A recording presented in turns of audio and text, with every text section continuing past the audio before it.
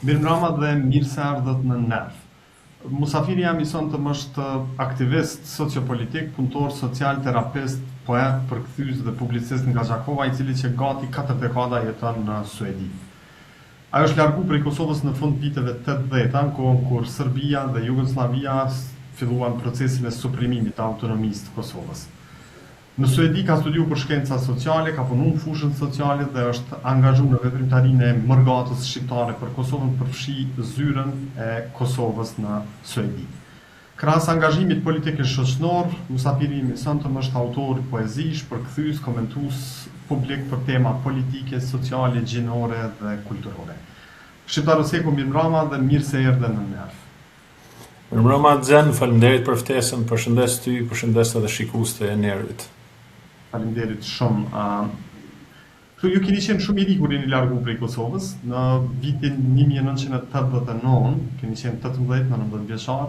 Kisha dashur me ditë çfarë atmosfere politike e shoqërore ka mbizotnuar në Kosovë në kohën kur jeni largu ju. Pse jeni largu prej Kosovës në 1989 dhe si e keni përjetuar largimin prej Kosovës? Të shteu në atë periudhë mas 4 dekadash e shapak, mas perdeve të kohës, kuptohet, ka kalu një kohë gjatë.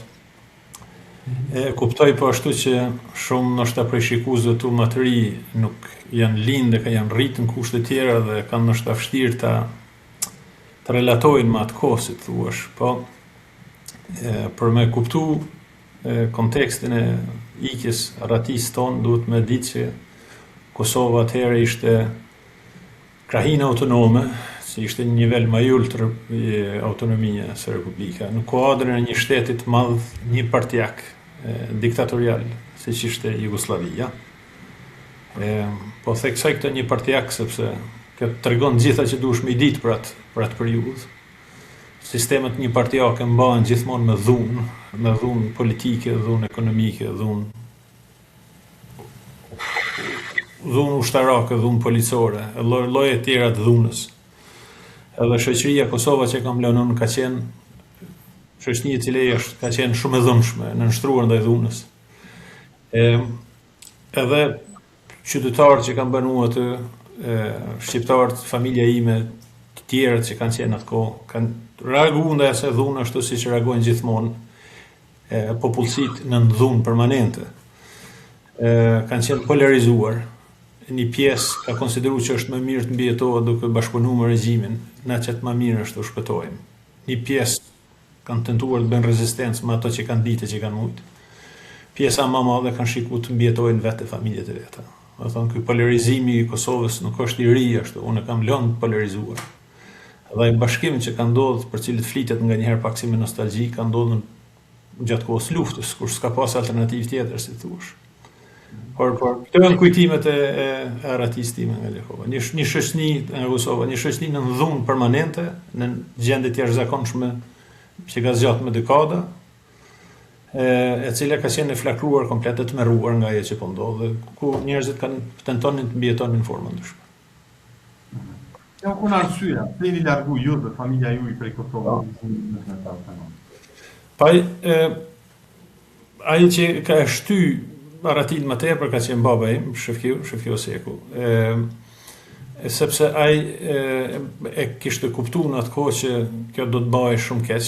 Më kujtohet që kur flisnim për këtë punë thuhet që sikur Serbia së kohët kishte mundësi të na ndalte ajrin, kishte mundësi teknike ajri me na ndal, ne shqiptarët ajrin do të na ndalonte. Ne kishim bastisje të vazhdueshme në shtëpi, ishim familje me biografi, për shkak se baba im ka qenë i burgosur politik, qysh moshën 14 vjeçare herën e parë kështu me radhë. Pastaj unë isha në moshën e shërbimit ushtarak, që janë në atë kohë merrnin edhe dije që shpeshherë të rritë shqiptarë që vinin nga ushtria vinin në arkivole, unë edhe emrin e kam shqiptar. Gjasa të mbjetimit nuk ishin aq të pavarshme për mua. Kështu që plaku në atë kohë mori vendim edhe në dialog me ne kuptohet që vetëm mënyrën mbjetimit është të ikim për aty. Aq përderisa nuk është mbyll çdo mundësi e ratisë e ikjes. Si keni përjetuar largimin prej Kosovës në prill vitit 80? Po, kemi përjetuar si një farëzie shpirtërore. nuk ka qenë largim, se zakonisht në fjalën largim implikohet apo jo një farë formë e dëshirës vullnetare për largim, ndoshta për një jetë më të mirë, ose për vend punë, ose për njerëzit largohen nga vendet e lindjes vazhdimisht në mënyrë të lirë ashtu. Por për ne ka qenë, ne kemi një veten të përdhunuar edhe të dëbuar. Kjo bën atë ikjen tonë, rratin tonë shumë traumatike. Kemi konsideruar që po të rinj këtu do të na mysin, edhe ne duhet të shpëtojmë kryt. Kjo ka bërë që ikja të jetë shumë traumatike, një traumë që na ka ndjek si thuash me vite të tëra. Unë për shembull mas ardhes në Suedi, po thuaj se gjysmë viti kam refuzuar të flas se të komunikoj me suedezët ashtu. Një farë bojkoti, si thuash, i situatës ku ndodhesha. Reagim më tepër emocional. Sot me dijen që kam për veten, do të thotë që kam qenë sigurisht i deprimuar atë. Është sa thash. Kur je i rinj edhe nuk e kupton, por ishte reagim shumë emocional. Nuk ishte largim. Ne ndiheshim të dëbuar, për ne ishte dëbim. Ju si familje keni qenë kështu kundër sistemit, edhe kjo me gjatë se ka bërë dhe më të vështirë se sa për familje tjera, se për çdo shqiptar në vitet e 80-ta ka qenë, fund viteve të 80-ta, në 89-tën ka qenë situatë e rëndë, po me qenë se Shefkiu, siç e përmendet, ka qenë i angazhuar në aktivitete kundër shtetit jugosllavisë, kjo ka bërë dhe më të vështirë qëndrimin e më të tjershëm të juaj në Po. Kjo është e vërtet, edhe se thash unë kujtimin e parë të babës time kam, do të kem qenë 4 vjeç, 5 vjeç, tek e ngren zvarr për flokësh policë për ta futur në gazin e policisë. Kjo është kujtimi i parë i babës time që kam.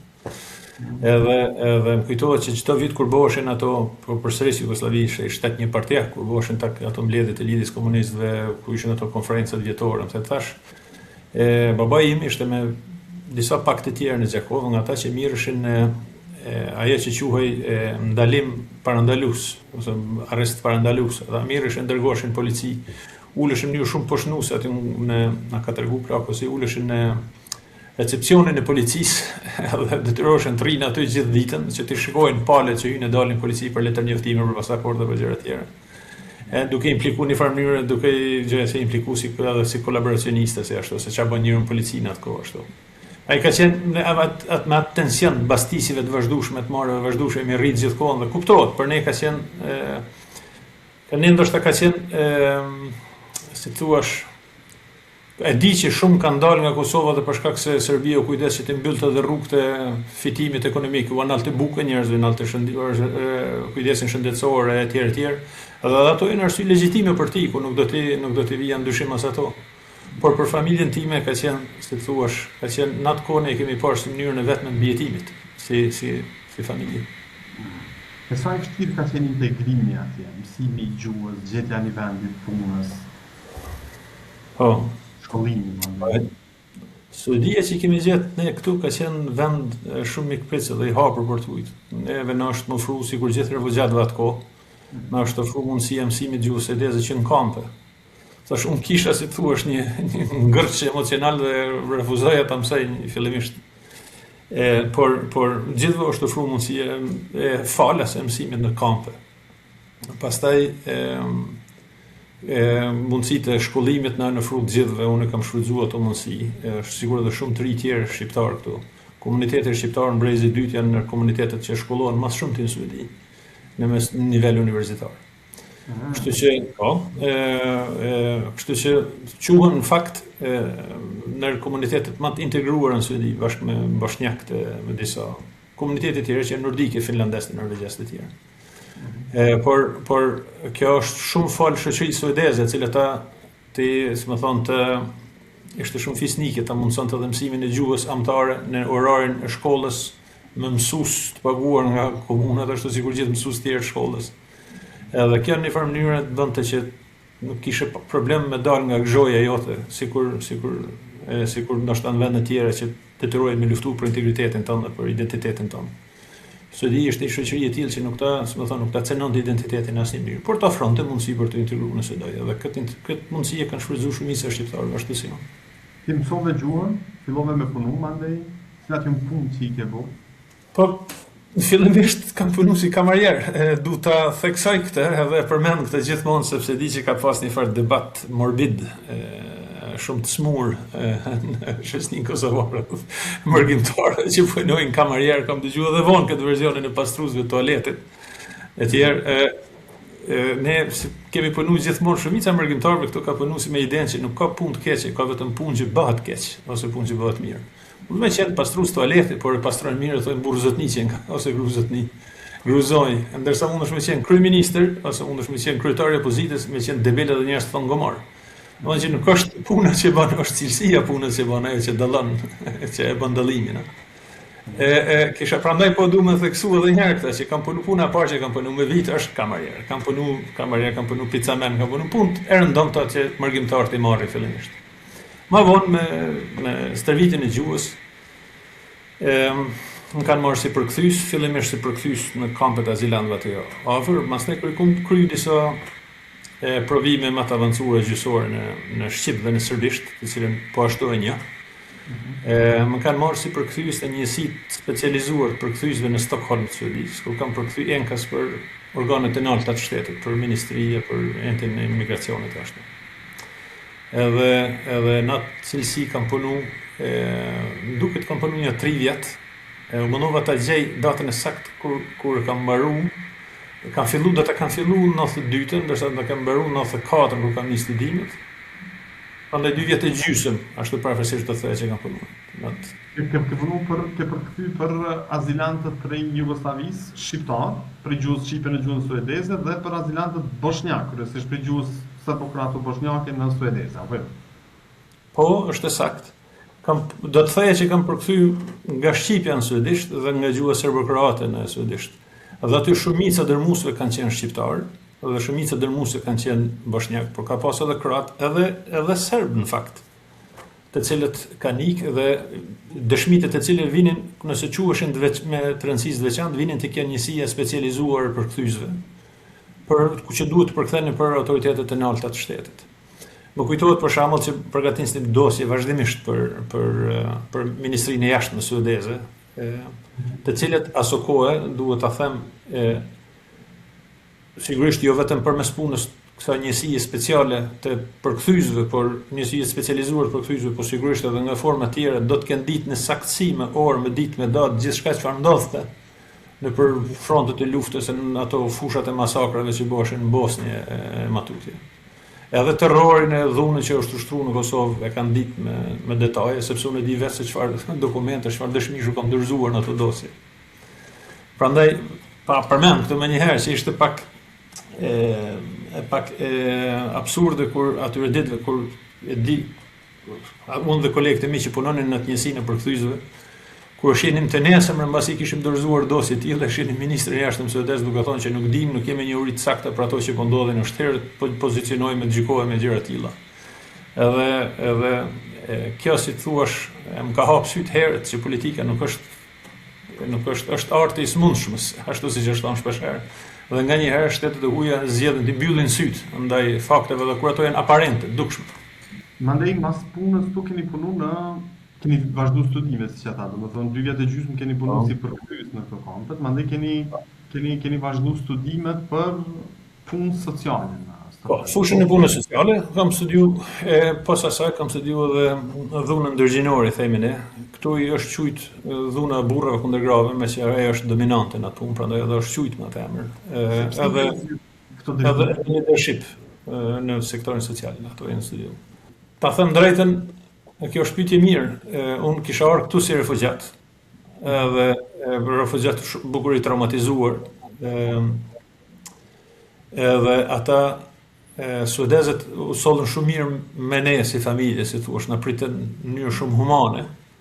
Ndoshta jo ashtu siç e idealizoi njerëzit, nuk është që leku gjenden nëpër rrugë ashtu, nuk po flem në atë mënyrë, por aspekti ndërnjerëzor është shumë korrekt me ne. Dhe më kujtohet që pyesja se çfarë edukimi, çfarë arsimi, çfarë kualifikimi kanë këta njerëz që janë këtu për me, dhe më thonin që janë punëtor social, domethënë që kanë një degë veçantë akademike për ku studiohet puna sociale, edhe ku përgatiten njerëzit e tillë. Prandaj ndoshta kjo supozoj që ka luajtur një farë roli, se tash edhe unë thjesht të bëhem sikur ata që na kishin ndihmuar neve, dhe fillimisht kam menduar po ashtu që do të punoj me refugjat si punëtor social. Po më vonë jeta kishte rrugë tjera dhe jam specializuar në fushën e adiksionit, më thënë varësisë ndaj drogave dhe alkoolit. Por tashti kjo nuk është e vetmja, se tingëllon shumë fisnike, kur jam pranuar disa degë ndryshme, i kam provu disa të ndryshme. Ajo që boni për shembull që ta vazhdoj semestrin, ta marr semestrin e parë në degën e punës sociale, ishte si ishin vajzat më të bukura në fakultet. Edhe kjo luan një farë roli. Okej.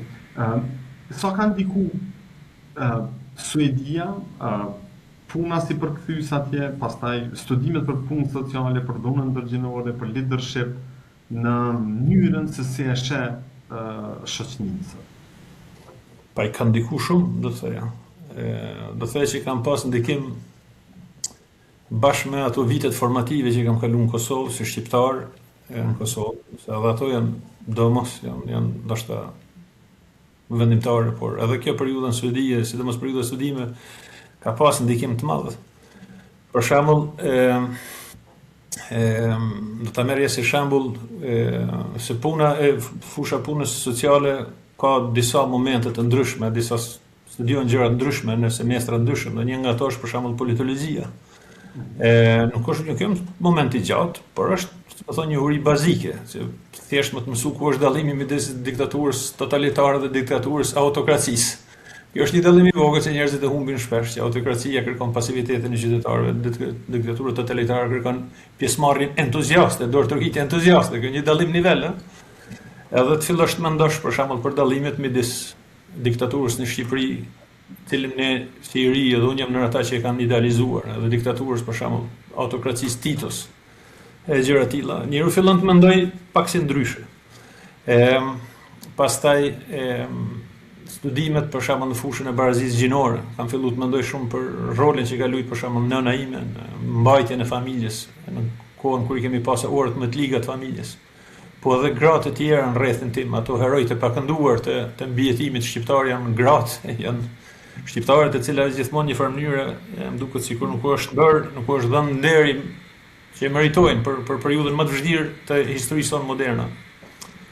Edhe kjo që sot vetën e konceptoj si të majtë, nëse do të flasim pak për politikë, ka të bëj bukur shumë me rritjen time me një Suedi social-demokratike, e cila më ka treguar se si mund ndërtohet shoqëria e mirë, pa teprime, kuptohet, në asnjë anë, po me kujdes për pa privilegjuarit e të varfërit ashtu. Do të thoya që për të përgjigjur pyetjen tonë, do të thoya që ka pas ajo periudhë ka pas rol vendimtar, në fakt. Bashkë me historinë e rritjes. Ka ndihmuar formimi suedez me e pa ndryshe Kosovën, familjen, komunitetin. Po, shumë natyrisht. Aq sa sot unë jam shqiptar edhe kur shkruaj letërsinë time shkruaj në shqip, është një zgjedhje që ka marrë me vetdije një kohë gjatë, por po më pyete kështu, unë do të them se jam shqiptar ose suedez nëse emrin e kam shqiptar, edhe ndihem shqiptar normalisht. Por shikues tuaj sigurisht e dinë që ajo punën e identiteteve të shumëfishta, njëri mund të jetë edhe shqiptar, edhe si thuash edhe bab, edhe tifoz I vllazënimit, edhe suedez në njëjtën kohë, dhe këto nuk janë konflikt me njëra tjetrën, por forcojnë njëra tjetrën. Ashtu ndihem shpeshherë si një qenie multiidentitare, e cila edhe kjo gjithmonë kanë konsideruar që më bën mua e fëmijët e mi më të mirë. Ku ishe dallimet mes tash, domethënë jeton që gati 4 dekada në Suedi. Ku ishe dallimet, cilat janë dallimet kryesore mes Kosovës dhe Suedisë, mes shqiptarëve që jetojnë në Kosovë edhe suedezëve? Kjo është një stërvitje kjo pyetje që ma bën kërkon më bëni dytë stërvitje në përgjithësi, apo jo? Sepse ka gjithmonë përjashtime nga çdo rregull. Po nëse do të përgjigjem patjetër edhe nën këtë, si thash, nën këtë paralajmërimi që kjo është pak përgjithësuese, është se shoqëria shqiptare është shumë më patriarkale. Edhe konsideroj që ky është një problem fundamental të cilin nuk e kemi adresuar si duhet si shoqëri, sepse ka edhe research shkencor, ka edhe vullnetime shkencore që tregojnë se ka ndërvarësi të fortë midis normave, vlerave patriarkale, stereotipeve gjinore dhe për shembull dhunës. që është një problem që unë shoh që mundon shumë shoqërinë e Kosovës, ka lajme të vazhdueshme të dhunës ndërbreznore, të dhunës edukative, të dhunës në shkolla etj. Po dhe të dhunës në politike, kemi këtë incident një fortnati në Skënderaj etj. Domethënë ka studime rafte kilometrike me studime shkencore që dëshmojnë katërshqipërisht se ekziston një ndërvarësi e fortë statistikore midis stereotipeve gjinore dhe dhunës si fenomen. Kjo që Kosova, domethënë, është shqiptarët në përgjithësi, po sidomos në Kosovë edhe në Maqedoni është shoqëri më patriarkale, tregon që ka latencë të dhunës në lart, e cila gjithmonë mund të keq përdoret nga ata që nuk e duan të mirën e vendit, mund të keq përdoret nga ata që kërkojnë, kanë ambicie politike etj. Kjo për shembull është një dallim shumë i madh. Shoqëria suedeze është shumë më paqësore. Si një shoqëria suedeze për dallim nga asaj shqiptare mendoj që është më konsensuale. Këtu edhe kur nuk pajtohesh me dikon, fjala e parë është po. Në anën tjetër mund të jetë edhe kështu, ajo është mënyra e ndërtimit. Është shoqëri konsensuale, është shumë vështirë të shohësh suedeze që nuk pajtohen, edhe duhet, si thua, të jesh i adaptuar në ke shituar gjatë këtu për të kuptuar se këta nuk po pajtohen në fakt, se duken gjithë si kanë pajtim tërkohën. Ndërsa shoqëria shqiptare është pak më konfliktuoze. Aty njeriu ndërton identitetin e vet duke thënë jo, edhe miku të mirë, nganjëherë duhet i thosh jo për ta mbajtur muhabetin gjallë, jo. Kjo është një për shembull një dallim i madh. Edhe e treta që kisha thënë është që shoqëria suedeze që është një produkt i këtyre dy farave, është që shoqëria suedeze nuk është njësoj sedërtare, ndërsa shoqëria shqiptare është shumë sedërtare. Nganjëherë kur i shikon me sy të huaj shoqërinë shqiptare ose shoqërinë e familjeve ose kur janë mes shqiptarësh, i shikon se sillen si turist për shembull. Duket si teatër absurd i të marrëve. Përderisa dikush nuk ka shpjegon se bëhet fjalë për sedër. Sedër është e padukshme, nuk ka ngjyrë, nuk ka formë, por ekziston aty dhe kondicionon kur janë sjelljen e shqiptarëve. E kam parë në punë, si drejtues pune, rekrutoj edhe njerëz të kulturave ndryshme, nuk jemi vetëm ne shqiptarë që jemi kulturë sedrash. Në perëndim e quhen kulturë nderi, por të ne fjalën nder ka kuptim pozitiv, mos gënje, mos vjedhë, mos ashtu, po unë do ta quaj kulturë sedrash, sepse për atë bëhet në fjalën e vërtetë. Edhe e kam vënë edhe në kushtet e mia në Suedi, për shembull, ku kam një grup që janë suedez, edhe ka edhe një pakicë që i kam rekrutuar, që janë nga kulturë sedrash, janë shqiptarë, janë kurd, janë turq, somalez, mund të jenë tillë. Ky grup funksionon mirë, sepse është grup racional që janë mblidhur, punojnë në mënyrë efikase për ta zgjidhur një problem, përderisa kjo kultura sedra nuk bëhet, si thuash, një pikë kritike, nuk ka nevojë të jenë as shumicë për ta sabotuar grupin, mjafton të jetë pakicë vokale. Edhe aty fillon dreqi, bëhet lash puna, sepse nuk është më rëndësi të zgjidhet problemi, është më rëndësi që kush e ka fajin, kush e humb fytyrën, kujt i lihet faji, kupton? Kjo është, si thuash, kjo kultura sedrave shumë është kancer. Edhe i shkatron edhe grupet e punës këtu, e bën pamundshme punën efikase. Është shumë keq për ta thënë këtë sepse është problem kulturor që kërkon adresim dhe ne më që jemi shumë krenar për kulturën tonë. E kemi vështirë ndoshta të shohim këto sende, por e vërtetë është që për ta përmbyll pak këtë pyetjen tënde, njeriu kur e don kulturën e vet, duhet ta dojë ashtu siç e donte Konica, apo jo? Ai e donte kulturën, ai donte shqiptarët aq shumë sa kishte dëshirë të ndryshonte për të mirë. Kjo është një shprehje shumë, do të thojë, e qytetëruar e atë dashurisë për popullin tonë. Por unë neve më duhet nganjëherë sikur ngecim mohim edhe ngecim refuzim, edhe ne jemi popull më i mirë në botë. Kemi shumë sende të mira të mrekullueshme që të tjerët nuk i kanë, që suedezëve mungojnë, afërsia familjare, ngrohtësia, kujdesi për individin në atë mënyrë. Por isha të pyet, cilat janë sendet e mira sipas teje që na i kemi ata nuk i kanë. Po mendoj këtu shteti ka punuar një kohë gjatë, sepse është konceptuar këtu familja si sistem opresiv, ka një të kaluar në si thuash në studimet akademike që janë bën Suedi rreth familjes. Edhe ka punu shteti në drejtim që ta individualizoj secilin, për shembull taksat paguhen burri veç, gruaja veç. Nuk ka taksa familjare, nuk çifti nuk quhet i tillë. Ndihmat që jipen, beneficionet shoqërore që jipen janë shumë të në xhunglin e beneficioneve suedeze, gjithmonë jipen në formë individuale. Nuk jipen me kontroll të burrit ose të gruas etj. E kjo, qëllimi i kësaj ka qenë shoqërinë suedeze të individualizohet qytetari. Sa më shumë, të jetë individ i përgjithshëm. Por sot e shohim për shembull, kjo është e njohur, diçka që nuk kontestohet shoqërinë suedeze, që dihet se është një problem, ka një si pasojë e kësaj është edhe atomizimi, se individualizimi i qytetarit mund të quhet edhe atomizim, apo jo?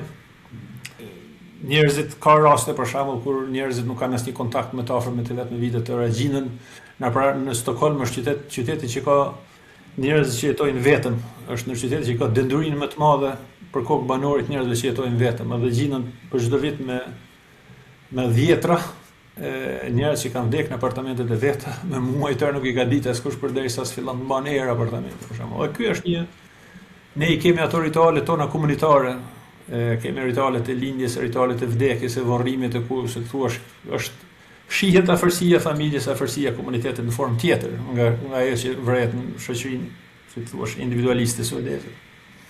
Nuk është që gjithçka jonë është më e keqe, ne kemi sende të tjera që janë më të mirë. Dërsa, shumë interesant kjo në fakt. Po, kishim mujtë me diskutu hala për këto, po menoj që është me rëndësi me kalu në disa tema tjera, e menoj që një për temave të rëndësishme për cilë mujtë me folë, është kontributit, në qenë se si që thash në hyrje, keni qenë aktivist sociopolitik, që gjatë viteve 90 jeni angazhu në mërgatën shqiptare. Edhe kisha dasht me ditë cili ka qenë kontributit në diasporën, në mërgatën shqiptare. Kur je angazhu, kur ke fillu me u marrë me aktivitetet që lidhen me mërgatën shqiptare, po dhe me aktivitetet që lidhen me çështjen e Kosovës, me lirinë, me pavarësinë e Kosovës e kështu. Po, tash kjo është, ekziston edhe për këto thonë që ekziston një trashëgimi sociale. Njerëzit, prindërit e cilëve votojnë të majt, shumicën e rasteve në Suedi votojnë të majt. Jo të gjithë, por më shumicë. Ata që votojnë prindërit e cilëve votojnë djathtë, më shumicë votojnë djathtë ashtu. Do thonë ekziston ajo që quhet trashëgimi sociale. Te ne themi e ka thith me gjirën e nanës, po shpeshherë janë aktivitete sociale, nuk është punë fizike gjinit nanës në atë rast. Po mendoj që këtë punën e, do thonë, aktivizmit ose të ashtu kemi pak trashëguar ashtu siç thash në familje.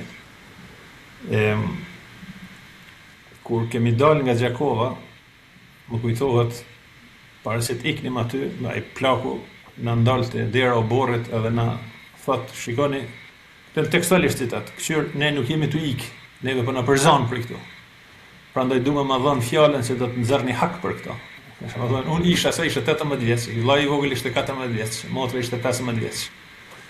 Edhe kjo ishte një kërkesë shumë e madhe, unë nuk e di të t'ja bëja fëmijëve të mi apo jo, por kjo ishte si të thuash ajo trashëgimia sociale që ne morëm me vete kur erdhëm në Suedi dhe kishim të paketuar edhe atë në valizhe bashkë me rrobat, bashkë me pitën e nanës, ishte edhe kjo trashëgimia sociale brenda në valizhe.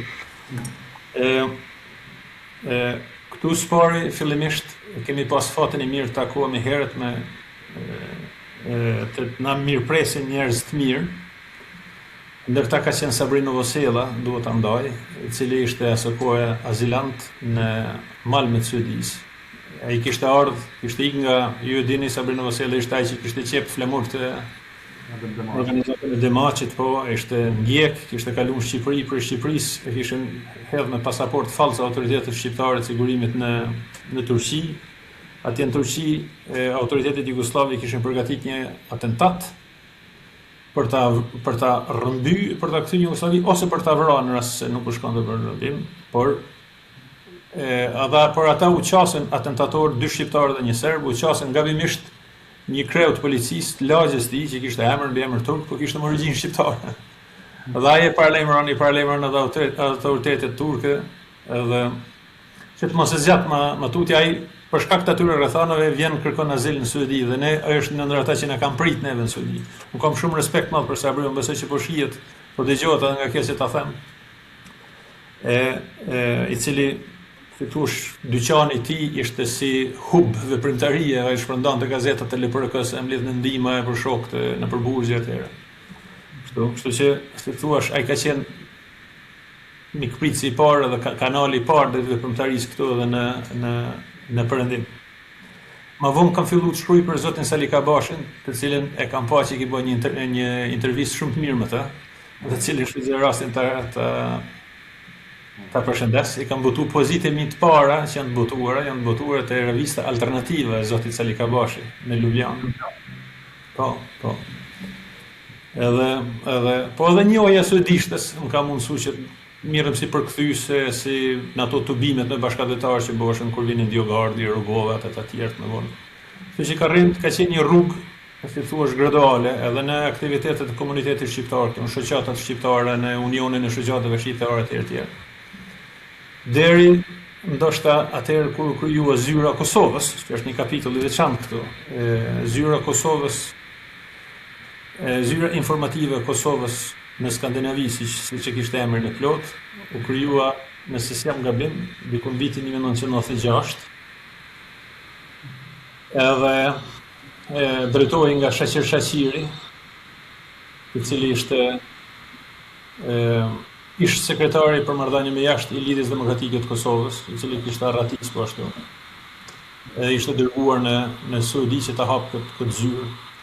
Zyra punonte pranë në drejtimin e Shaqir Shaqirit. E themeluar prej qeverisë Republikës së Kosovës në ekzem, apo? Pikërisht, ishte hap me vendim nga Bujar Bukoshi, që ishte kryeministër, dhe me udhëzimet nga Xhafer Shatri, që ishte ministër për informacion. Zyra e Kosovës në Stockholm ishte një rresht zyrash ndryshme, ti sigurisht e din ato, ka pas zyrë të Ministrisë së Informacionit në ekzil, në përpas në Tiranë, kam pas edhe në Stamboll, në Bonn, në Gjenevë, natyrisht aty banonte vetë Shatri.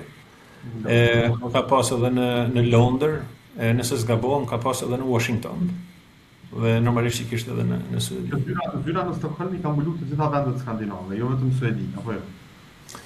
Po, tashti emrin i kishte pak bombastik si till, zyra informative, edhe detyrën e kishte që t'i mbulonte edhe vendet skandinave. Por e vërteta është që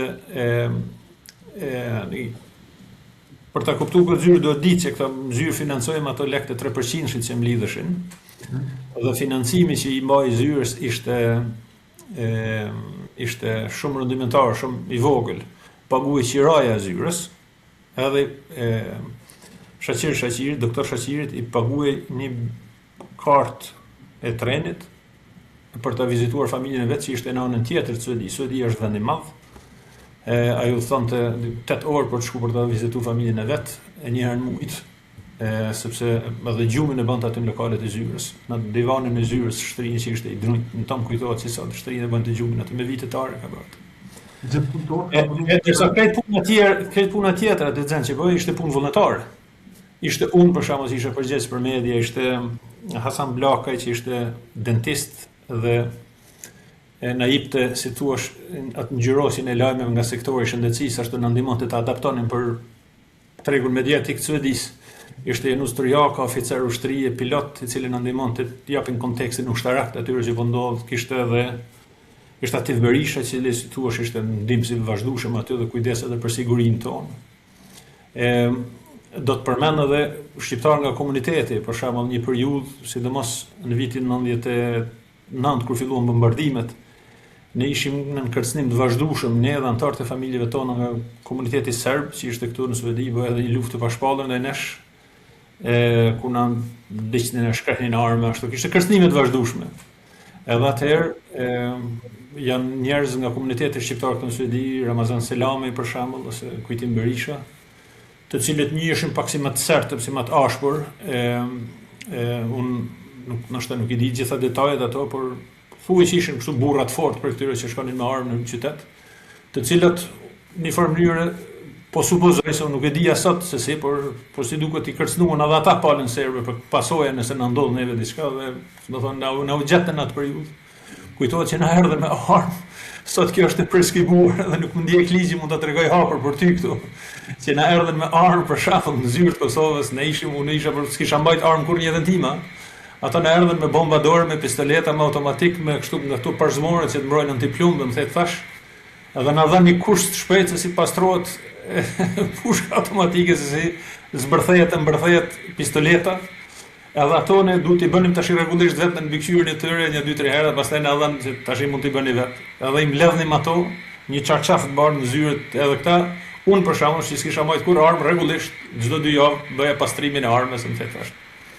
E këto janë pak kështu detaje mu duken pak mu duken pak si thua pak egzotike nga ajo periudhë.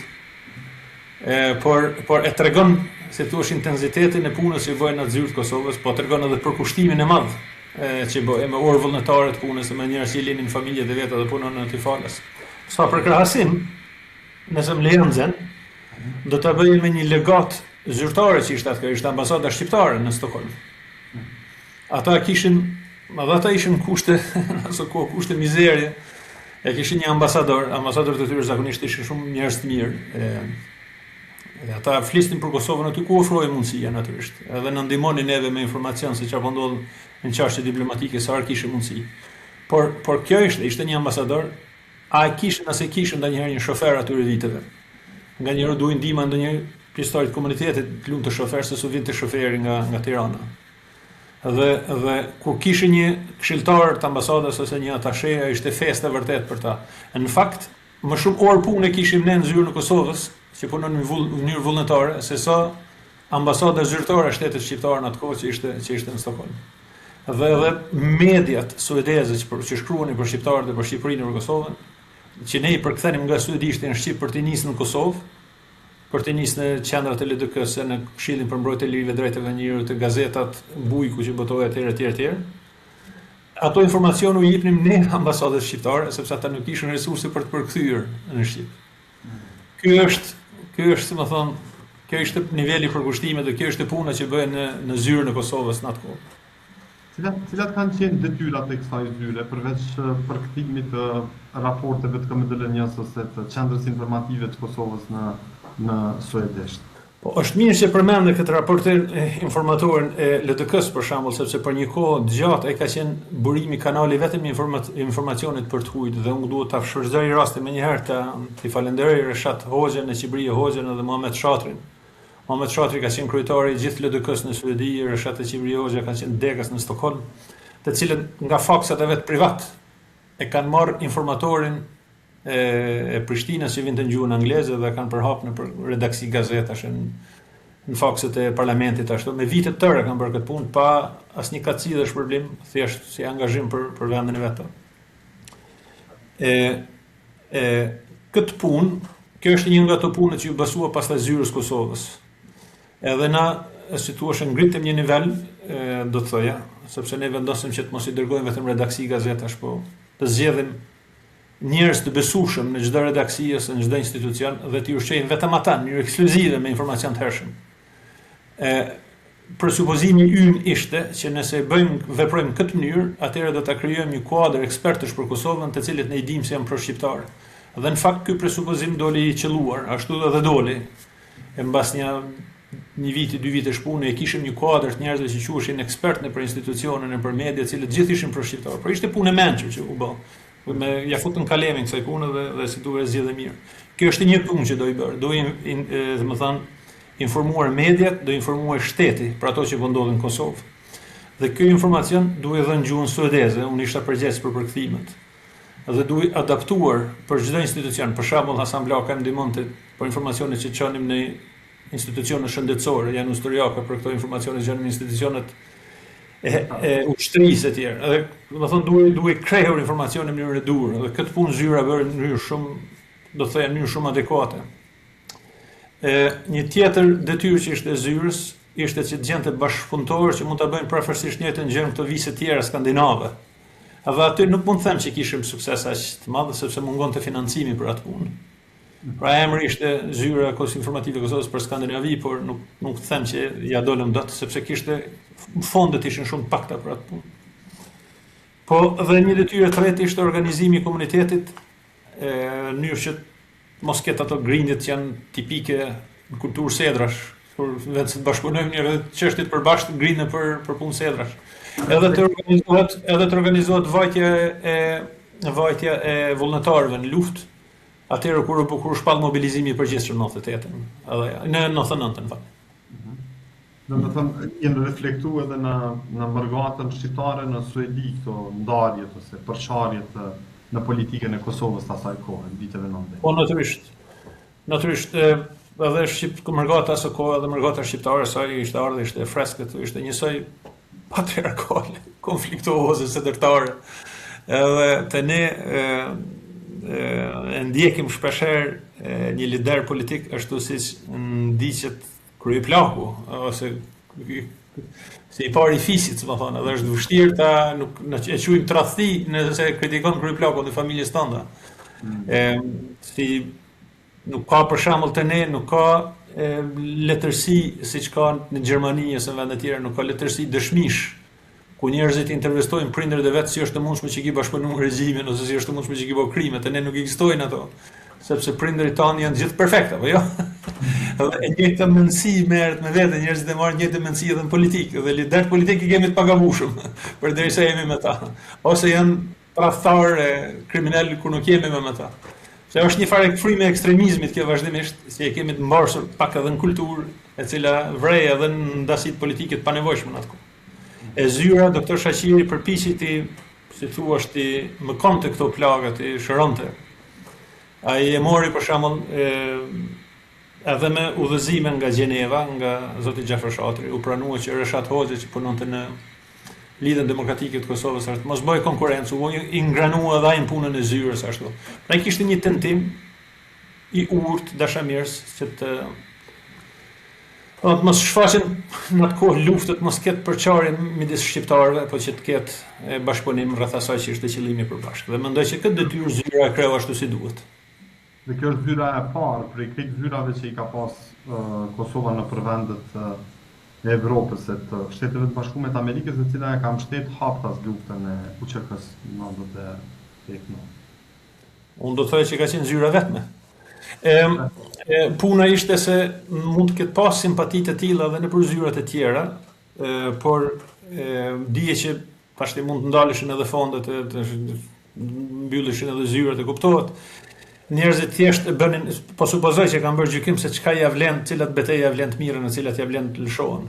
Ndërsa në zyrën e Stockholmit Shaqiri kishte aq shumë autoritet sa ai ndihej I sigurt që partë e zyrës nuk ndalen edhe nëse del hapur. Dhe ai doli hapur me mbështetjen ndaj ushtrisë çlimtare të Kosovës. Më kujtohen udhëzimet I kanë pas më shkrim, që kur të shkojnë propagojnë për te komuniteti për ndihmë për shembull. Tu themi hapur që nëse doni më dhënë për Sevap apo për Xhevap. Tash Sevap ishte ku shipte 3%, tu ndihmonte atyre që janë të shpërngulur të varfër. Dhe kjo ishte më rëndësia, apo jo? Nuk ishte pa vlerë. Të mësuesve që jepnin në kushte lufte të tjera. Por kushdo për Xhevap, kushdo për të dhënë përgjigje hundëve Serbisë, atëherë le të paguajtë edhe linja thret, se janë ata që japin përgjigjen. Dhe ky për shembull ky qendrim kaq kështu folklorike I hapur për qytetarët, ky pinte shumë ujë. Njerëzit pagunin shumë ndihmë për linjën thret, atyre kur edhe zyra e Kosovës u jepte, si thua u jepte I trimronte ose I shtynte në drejtim. Po mendoj që ka qenë edhe pak më lehtë atëherë, sepse atëherë nuk kishte kuadër ligjor sudes që ta ndalonte një gjë të tillë. Sot ka ndryshuar kohrat me epoka e luftës kundër terrorit, më thënë thash. Sot nuk do të mund ta bënim një gjë të tillë haptas. Sepse sot ka ligje suedeze që ta ndalojnë propagimin për njësitë armatosura jashtë Suedisë, më thënë thash. Ishte edhe tjetër kohë, tjetër epoka, ja, si thua. Sa arriti me zyra e Kosovës, po edhe mërgata shqiptare në Suedi në përgjithësi, sa arriti me fut kauzën e Kosovës në institucionet e Suedisë, në mediat e Suedisë, në çarqet intelektuale, në organizatat jo qeveritare për drejtat e njerëzit e kështu me radhë. Pashti, shoqëria suedeze ishte ndarë rreth atyre bombardimeve të NATO-s, do të them. Ishte për mua që konsideroj veten të majt, ishte mundimshme të shoh se si e majt tash shpeshherë ishte kundër bombardimeve dhe kishte një retorik anti-imperialiste ku Shtetet e Bashkuara ishin, si më thon, fuqia imperialiste dhe Serbia vogël trime po luftonte kundër kësaj. Ishte pak e mundimshme sepse më duket gjithmonë analize pa mjaftueshme që nuk I shifte ata që ishin më të dobtit. Që ishin në fund të vargut hierarkik, vargut ushqimit, nuk I shifte shqiptarët e Kosovës për shembull. Aty zyra këtë lloj argumentimi mundi ta bënte relativisht mirë. Mundi t'i heqte për shembull komunitetet tëra që merrnin pjesë në ato diskutime, në ato demonstratat që bëheshin kundër në fakt bombardimeve, se kishte edhe të tilla. Komunitetin kurd për shembull ose komunitete të tjera mund t'i nxirrte thjesht me komunikim direkt me ta. Mund t'i nxirrte nga radhat e atyre demonstratave, kështu që pastaj në media mendoj që bëri punë shumë të mirë, sepse si thash, bëm një analizë se kush na duhej ta ushqenim me informacion dhe nuk u dham me ushqim me informacion ashtu në mënyrë zemërgjër të gjithë. Sepse vari se kush e merr tash informacion dhe si e përdorte, po ne i piketuam cilë do t'i ushqejmë informacion dhe bëjmë ashtu në mënyrë selektive. Dhe kjo tregojnë në fakt rezultate shumë të mira, ne arritëm ta kenim, do të thoja që i kishim në ndikim, do të them në kontroll, se është vështirë të kesh kontroll mediat e një vendi demokratik, por në ndikim të fuqishëm e kishim në to, absolutisht më të madh se kundërpala jonë, se Jugoslavia, së kosh mëse Serbia. Edhe në autoritetet e shtetit, ne patëm fakt që takojmë njerëz të mirë, për shembull dua ta theksoj. Pyetja me radhës, kush ishin intelektual, gazetar, publicist, veprimtar suedez që e mbështetën çështjen e konstitucionit? Do të përmend për shembull gazetarët Christian Palmen, që ishte, si thuash, ishte familjar i ish-kryeministit suedez Olof Palme, shumë i njohur në radhët e të majtes këtu edhe në majtes ndërkombëtare. Edhe ai ishte komplet i pakorruptueshëm, ai nuk meritonte as drekën t'ia afrojnë. Mirë po ishte shumë humanist edhe i mirë të informacionet dhe i trajtonte informacionet në mënyrën e duhur, kishte pikë-vështrimin e duhur.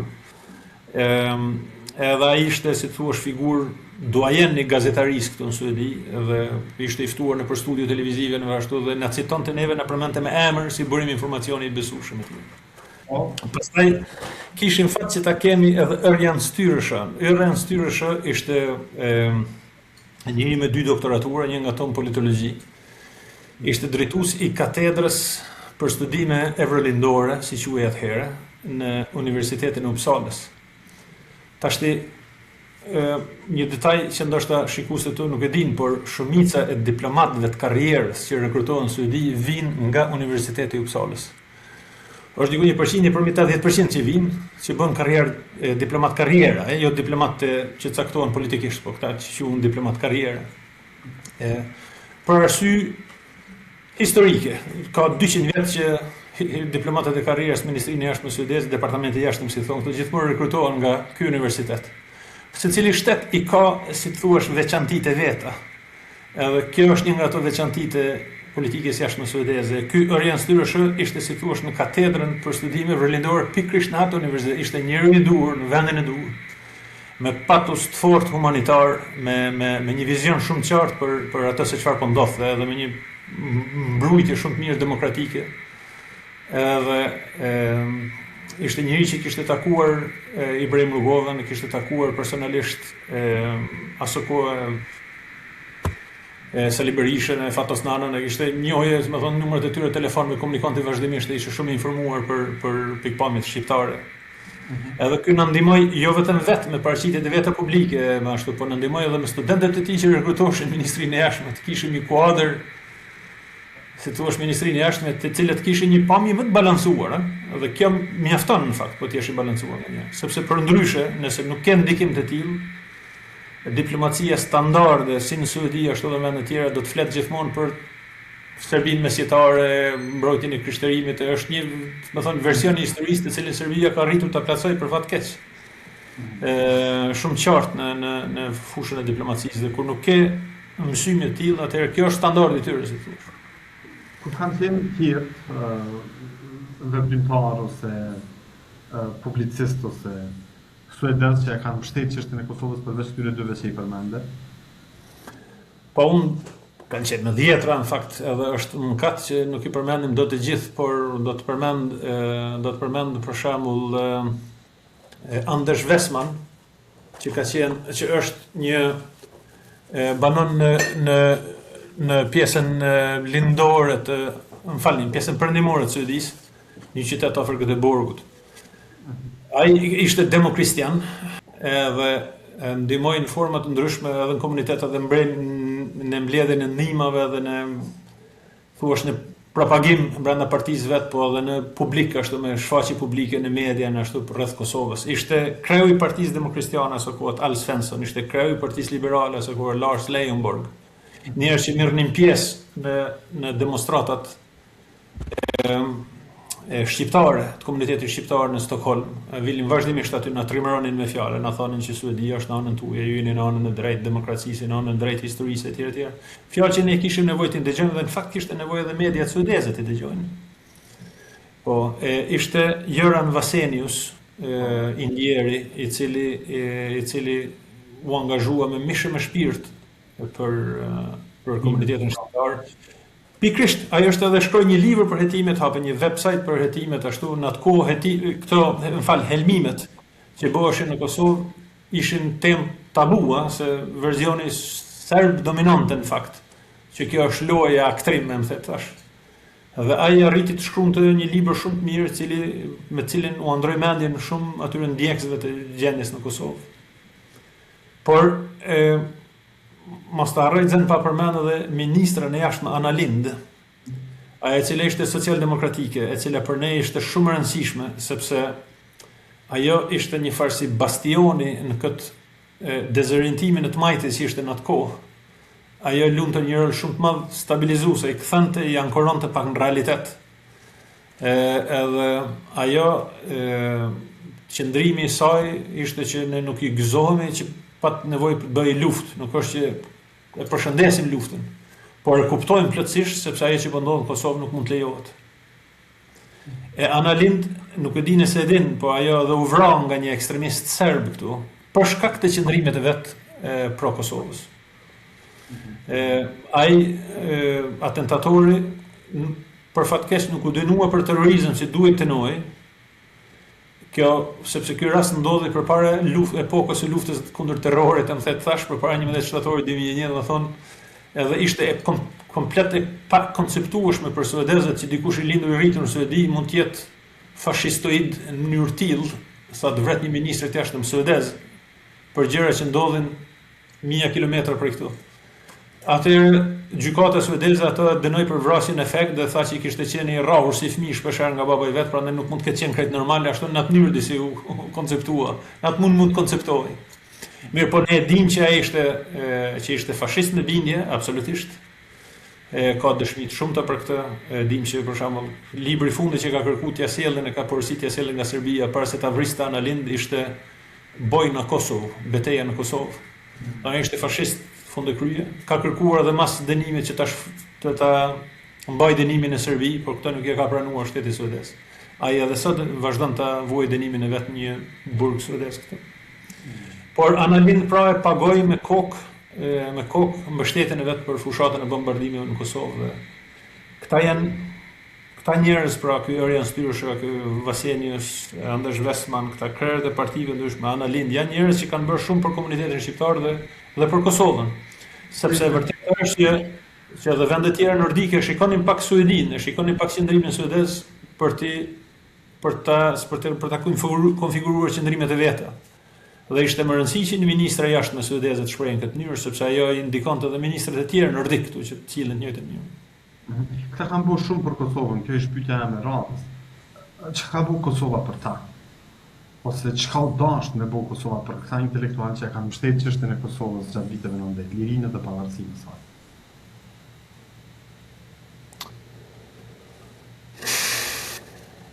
Kjo është pyetje e vështirë, nuk di si të përgjigjem këtë pyetje. Unë e di që i kam ndihmuar ambasadës së Kosovës, më saktë ambasadorës së tanishme e zonjës e Shkëndije Gese Sherifi, që ta përpiloj një listë të suedezëve të cilët na janë ngjetur neve në orët e liga. Dhe di që ajo atë listë ka dërguar ministrinë e jashtme. Kështu më ka thënë dhe unë s'kam asnjë arsye të dyshoj zonja Sherifi në fjalën e saj. Gjithmonë ai ka mbajtur fjalët e veta me ne si komunitet. Por pastaj se sa kjo është i jepet prioritet kësaj në ministrinë e jashtme në Suedi ose ministritë e tjera, unë nuk e di, nuk e di si gjykojnë këto situata, nuk e di si mendojnë. Unë e di që Ana Lindh përmendet, është një rrugë nëse zgabohem në Prishtinë, që mban emrin Ana Lindh. Por këta njerëz të tjerë. Po nëse ishe pyet ti, çka i sugjeru Ministrisë Punëve të Jashtme ose presidentës të Republikës së Kosovës që me me këta intelektual, me këta politikan, miq që na kanë. Po, këta kanë nevojë. Po, e vërtetë është që këta kanë sakrifikuar për punën tonë. Nuk kanë sakrifikuar sikur ne kemi sakrifikuar jetën, po ne kemi luftuar për lirinë e vendit tonë. Po këta kanë marrë kohë nga koha familjeve të veta, kanë grabit nga koha që kanë pas me bashkërtë e vetë, me fëmijët e vetë, ashtu i kanë përcjell një komuniteti që ishte një komunitet i skajuar, ishte i panjohur më përpara në Suedi. E një vend shumë larg prej kufive të Suedisë. Atë mund të argumentosh ashtu siç argumentojnë nganjëherë suedezët e djathës ekstreme sot që ne mbështeten palën e gabuar, se mbështetin një palë pa pikë nevojë që na intereson neve, se ç'po ndodh në Ballkan, sa na kushtuan, sa parë na kushtuan ato ndërhyrje kot. Edhe kjo është një argument që mund bëhet, është legjitim, duhet bërë. E këta njerëz në atë situatë, në ato kushte vendosën të ndihmojnë komunitetin shqiptar, përkushtuan shumë kohë, shumë angazhim. Prandaj unë do të thoja që janë disa sende të vogla që mund t'i bën të shtetin nganjëherë e që nuk është kujtuar t'i bëj. Për shembull, mund t'ipen emri në një rrugë, mund të ftohen pasardhësit e tyre ndonjëherë të vinë në Kosovë, ta vizitojnë atë demokraci për cilën kanë luftuar shumë, për cilën edhe ata kanë drejt jenë krenar, se demokracia e Kosovës është shembull për regionin e Gadishullit Ilirik. Edhe ata mund të krenoheshin që edhe ata kanë ndikuar që të ndërtohet një demokraci e tillë. Pastaj kur vinë për vizita të tilla në Suedi, nuk do të ishte keq që ndonjëherë të ftohen edhe pasardhësit e tyre ose familjarë të mbijetuar. Edhe të thjesht i pihet një kafe me ta mjafton kaq, nuk ka nevojë shumë të bëhet, kupton? Janë disa gjëra të vogla por simbolike, të cilat kanë shumë vlerë për njerëzit. Unë do ta marr si shembull përsëri Shaqir Shaqirin e ndjer, drejtuesin e zyrës së Kosovës, cilin shpeshherë kam shembull se si bëhet kjo punë. Ai për shembull e kishte një kartotekë të vogël, kur fliste me diplomatët e huaj, kur fliste me se pyeste shpeshherë për bashkëshortja i kur ka lindë, çfarë do të ka, pas ka ngjashme me këtë, nganjëherë edhe ja fuste kështu nga qoshu si ja fusin. Mirë, po i shënonte gjitha këto. Dhe ishte shumë kujdesshëm një pjesë e buxhetit që duhet shkonte për punë tjera, shkonte për të blerë një lule ose për të blerë kur kishte ditëlindjen gruaja ose burri i filanit ose kur kishte, kupton? Këto gjëra të vogla që bëheshin, që tregonin për kujdes në nivel njerëzor për këta njerëz, ndikonin pastaj që këta njerëz të jenë shumë më tepër pro palës ju kishte treguar këtë vëmendje apo jo?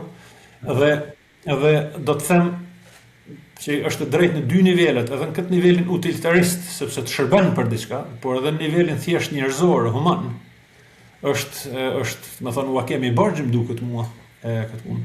Por, tashti që po them këtë, do të them edhe këtë tjetërën, që edhe ne si komunitet, këtu në Suedi, ua kemi bërgjë, nuk është gjithmonë shtetit na tregoj se si duhet bëhet. Edhe na, ashtu si kemi bërgjër tashti me ta, u kemi edhe mirënjohje, u kemi ftuar në përfest, ashtu duhet mendojmë që edhe për fëmijët e tyre që janë rritur ndoshta disa vite kyçet jetës tyre janë rritur pa prindër në shtëpi për shkakun tonë, që edhe fëmijët e tyre tua përcjellen një orë mirënjohje që e njohin për prindërit e tyre, apo jo? Nuk është të thonë që ne lehti të presë ç'a bën shteti gjithmonë, ndonjëherë duhet edhe ne vetë të veprojmë. Por po, për të përgjigjur pyetjen tonë, do të ishte mirë që shteti i Kosovës të Kisha dashur me diskutu pak edhe për luftën, çu ke përjetuar dhe çu ke pa luftën në Kosovë prej Suedisë, dhe si e ke përjetuar mandej momentin e shtirimit të Kosovës? Po, lufta ka qenë e vështirë për gjithë ne si komunitet, kemi qenë larg, kemi kontribuar me lek ashtu si ka qenë e mundur. Komuniteti shqiptar në Suedi ka nis disa autobus me vullnetar. Një nga ata ka qenë edhe vllai im, që është plagos në Koshare, ma vonë ka marrë pjesë edhe në Maqedoni në luftë. Ka qenë po frashëri si. Dhe është ka qenë e vështirë shumë sepse nuk e dinim ku zhduken lidhet, ndërprejnë lidhet telefonike, ndërprejnë gjithçka në çdo mënyrë komunikimit. Neve, mua si familje, për shembull, si familjar, më është dashur javë të marr vesh se ku i kam ashtu, ku i kam tezat, ku i kam ashtu. Normalisht ishte periudhë shumë traumatike. Edhe ishte një gëzim i papërshkrueshëm, që ishte, më thonë, s'pari do të themi na ndihmonte shumë në angazhim për kushtim se ishte motor i fortë motivues kjo.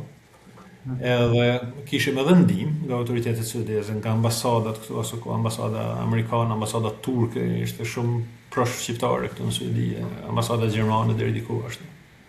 Por edhe ishte në fund gëzim i papërshkrueshëm, ato 270.000 fjalë e frazat fjalorit modern gjuhës shqipe nuk ndihmojnë për ta përshkruar gëzimin e egzaltimin që ndijm kur i pam forcat e NATO-s duke hyrë në Kosovë. Ishte eufori e plot. Unë kam parë shpeshherë skena, është një skenë një berberi, një gjekovari në Kosovë, që gjuhet përpara tankut italian duke qesh njëjtën kohë. Edhe më duket sikur ajo skenë pikërisht më duket sikur ajo skenë përshkruan shumë mirë edhe ndjenjen e komunitetit shqiptar këtu kur kemi parë tek ndodhte një gjë që mendonim që nuk do të ndodhte, patëm filluar të humbim edhe shpresat.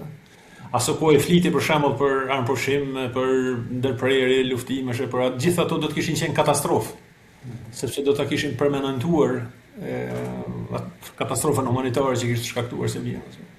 Prandaj fakti që perëndimi nuk u dorëzua që veproi deri në fund në mënyrë konsekuente dhe ndërhyrë në fund edhe me trupa atje ishte fantastik. Por pastaj për mua erdhi një periudhë shumë e vështirë, edhe u mbyll edhe zyra, si thuash, edhe mua tash do ta them drejtën, mua më kapi edhe një depresion, aso kohë është pak vështirë ta mendosh një gjë të tillë ndoshta, se duhet ishim gëzuar dhe isha dhe gëzuar, por do kuptuar edhe që un kam jetuar kretë jetën time pothuajse deri në ato vite si ushtar një kauza, isha rritur, isha edukuar, isha formuar në atë mënyrë. Dashka ajo luftë që thua kishte marrë fund, dhe është vështirë kur e ke kretë rritën e formimin e identitetin tënd në shërbim një kauze, tash ajo kauzë bëhet një formimin edhe pa nevojshme. Edhe unë sot e di, dhe e di në fakt edhe atëherë që kisha nevojë për që isha thjesht i deprimuar. Po theksoj këtë xhen sepse e di që te ne kemi pak si kështu tabu punën e shëndetit mendor. Edhe kemi pa mendor, po e kemi pak si tabu edhe këtë që të kërkojmë ndihmë se do thonë e konsiderojmë që burri i fortë duhet mbahet vetë, por e vërtetë është që depresionet janë të rrezikshme. Ai për mua ishte periudhë shumë e vështirë. Unë kam kërkuar, prandaj dua edhe ta flas për këtë punë. Kam kërkuar ndihmën e mjekut, kam marrë ilaç aso kohë. Kam ndihmuar familja ime, kam ndihmuar ashtu që të mbajnë e gjallë, se sot nuk do të isha kështu. Kur mbaroi ajo periudhë e tmerrshme mua, sikur më arriti në një farë mënyrë ai cehu apo ajo fatura e gjithë sakrificave që ishin bërë me vitin nga familjarët e mi, nga familja ime, nga të tjerët. Dhe ishte periudhë shumë e vështirë. Unë jam mirënjohës që kam jetuar në kushtet e shoqërisë suedeze që si thua ma ka normalizuar pak edhe kërkimin e ndihmës, edhe ka ofruar shumë ndihmë me psikologë, me ashtu që ta ka përcej atë moment. Është pak e çuditshme ndoshta për dëgjuesin tonë me menduar që ai çasti i gëzimit më të madh të cilin e kam në zemër, një herë edhe ka qenë çasti i pikëllimit shumë të madh. Por e vërteta që ne njerëzit jemi qenie komplekse dhe nganjëherë kemi edhe ndjenje kontradiktore, për cilat edhe mund turpnohesh, mos u kohë vjen të turp që po jemi pikëlluar, kupton, kjo mundon edhe më tepër. Por ne njerëzit jemi qenie komplekse dhe duhet ta pranojmë këtë. Edhe kemi nevojë për ndihmë nganjëherë dhe nuk është turp të kërkosh ndihmë. Absolutisht. Ma kujtove me këto një intervistë Adem Demaçit, i cili në pyetjen se cili është pikëllimi më i madh që e ka pasur për 28 vjet në Burg dhe cili është gëzimi më i madh për të 28 vjet, ai thotë që pikëllimi më i madh ka qenë kur i ka lind djali dhe s'ka pas me kënd me nda gëzimin në qelin në Burg. Kurse gëzimi më i madh ka qenë kur ka dek nana. Sepse kur dish nana thot për 3 ditë u shfryva edhe çava në qelin vetmi aty, edhe keq që kisha mbrana thot e nxorra krejt jashtë. Edhe kjo duket pak paradoksale që gëzimi më i madh është kur i ka dek nana, e pikëllimi më i madh është kur i ka lind djali. Jo, po është shumë e shpjegueshme, po ta kesh parasysh kontekstin. Gjitha sendet shpjegojnë, po ta shikosh, context is king. Konteksti është mbret, ai ti shpjegon gjithçka. Unë kam takuar bacën Adem 3 herë, të 3 herët këtu në Stockholm, nëse jam gabim, po 3 herët këtu në Stockholm kur ka ardhur. Dhe unë mendoj që ka qenë fantastik. Ajo mënyra e tij se si u fliste suedezëve, sepse nuk është mish i mirë, ose duhet të jesh vegetarian, ndërsa kishte vujt njëri 28 vjet në Burg. Ishte komplet, është vështirë të shpjegohet kjo, përse i duhet kuptu kontekstin suedez për ta bërë këto. Edhe kur ky njeri që tash me një nivel tillë etik e moral që ishte edhe kundër dhunës, kundër kafshëve, që u citonte me një rast, u citonte Platonin. Platoni pas ka thënë dhe kam gjetë kam konfirmuar që është vërtet. Platoni pas ka thënë që përderisa njerëzit vrasin kafshë, do të masakrojnë edhe njëri tjetrin. Këto nuk e kam ditë, e kam dëgjuar prej tij. Edhe këto u citonte tash suedezëve, bacia dem. Imagjino çfarë epërsie morale jep te kjo në situatë. Kur ky njeri tash u thonte, kur ndroi tema më vonë në bisedë, do thonte nëse ju nuk e doni një shtet dytë shqiptar në Ballkan, atëherë do të kënaqeni me një.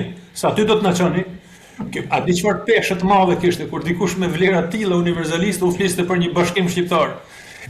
Du të them që edhe Adem Demaçi më duket nga ata njerëz që nuk kemi ditur t'i çmojmë krejt ashtu si duhet.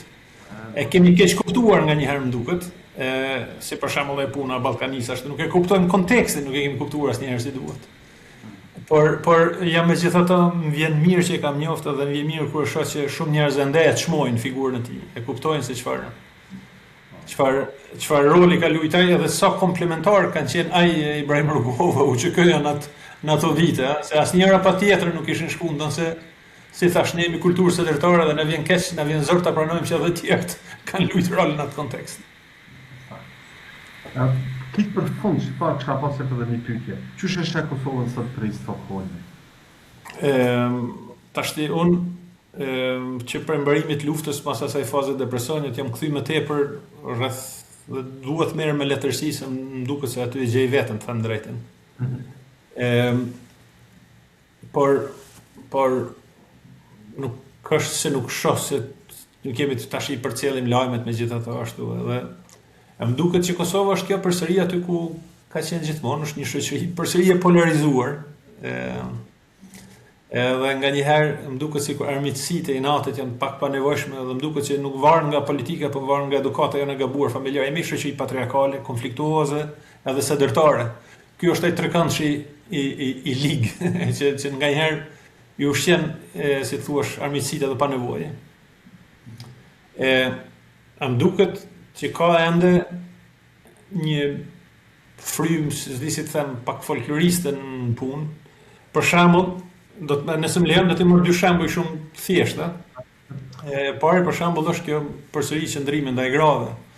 Unë mendoj që do të ishte nevojë kërkesa e natyrshme që gjysma qeverisë gjithmonë të jenë gra. Gjysma kabinetit qeveritar të jenë gra, nuk është kërkesë e tepruar, është kërkesë normale. Po mendoj ose që edhe për këtë të mendohet edhe kur zgjedhen kuvendet e partive, legjislaturat e, si më thonë, parlamentit atë të tjerë që të mendohet 30% nuk janë mjaft, gjysma duhet jenë. Edhe mendoj që kjo është për shembull më rëndësi për politikë. Kjo është një gjë që më pengon kur është shoh që nuk ndodh, sepse unë jam edhe bab 3 vajzash. Unë nuk do doja që këto të kenë vetëm një çerek të hapësirës, do ta kenë gjysmën, ashtu siç u takon, apo jo? Edhe nëse nesër do të vinë në Kosovë, do doja që ta dinin që është edhe vendi i tyre, jo vetëm një 30% që vendet është i tyre, por është gjysma, siç është, domethënë me janë gjysma popullsisë. Kanë drejtë edhe në gjysmën e pozitave, ashtu mendoj unë. Një tjetër që mendoj për shembull e vrej nga një herë edhe qëndrimin ndaj mërgatës. Përpas që ka një diskurs shumë racist, nga një herë do të thoja, do ta quaja faktikisht racist ndaj mërgatës. Që është mua gjithmonë më zhdukur si shërim kompleksesh, se ata njerëz që hanë qevapa akos për çdo ditë, ata ju duket vetja pak më të mirë, më filozof, nëse folin për mërgatën e pashkolluar e gjëra të tilla, koncepte të tilla. Kanë memet e tilla që ju ushqejnë, që nuk përkojnë as pak me realitetin, por edhe nga ana e dashamirësve të mërgatës. Edhe ata shpeshherë na shohin si, do të thoja, si pak mënyrë folklorike. Do ta marr një shembull kur mlidheshin lek për shembull për ushtrinë ose për fondin sovran ose ashtu njerëz të qeverisë dolën nëpër mërgatë dhe me plis në dorë kërkonin ndihmë për këtë punë. Nuk është kjo mënyrë se si ndërtohet sot, si integrohet sot mërgata ose fondet resurset ekonomike të mërgatës. Unë e kam në celular timin dhe në celular timin me një aplikacion mund blej hisa, mund blej akcie në kompanitë më të mëdha suedeze me një prek, me një klik në celular.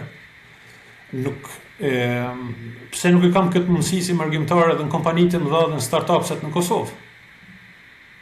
Pse duhet dikush të vjen të kërkoj lek për një projekt patriotik kur mund të më kërkonte ti më ofronte mundësinë të investoj për interes timin e familjes time, e kupton? Ajo që mungon është pak kuadri, ndoshta i ligj, mungon një ligj për bursat, sepse në bursa kur ato tregjet e akcieve që bëhen, ato duhet futen vetëm kompani që janë të pastra dhe kanë një ligj transparente për pjesëmarrjen në tregun e akcieve. Edhe mungon një aplikacion, një zgjidhje teknologji informative në celular dhe kjo do ta bënte të mundshme. Unë jam I bindur që një gjë e tillë për shembull do të mundsonte hyrjen e shumë më tepër resurseve të mërgatës, parave të mërgatës në Kosovë. Sepse nuk do të bëjë më në formë remitencash. Do bëj vetëm për ta ndihmuar filanin ose kështu, po do të bëj si mënyrë investimi në familjen e vet, me këto dy shembuj, pra, me kujdesin ndaj dhe respektin ndaj grave që duhet ta kemi ne si burra, se ne jemi ata që duhet të emancipohemi në këtë aspekt, edhe me respektin ndaj mërgatës, për sa I përket asaj se si I qasim I mërgatës kur vjen puna te investimet, do të thoja që kemi ende punë për të bërë. Po e di edhe një gjë, e di që jemi shtet I ri. Ne kemi 27 vjet jetë apo jo? Si shtet. Merr kohë, kërkon pak më tepër kohë.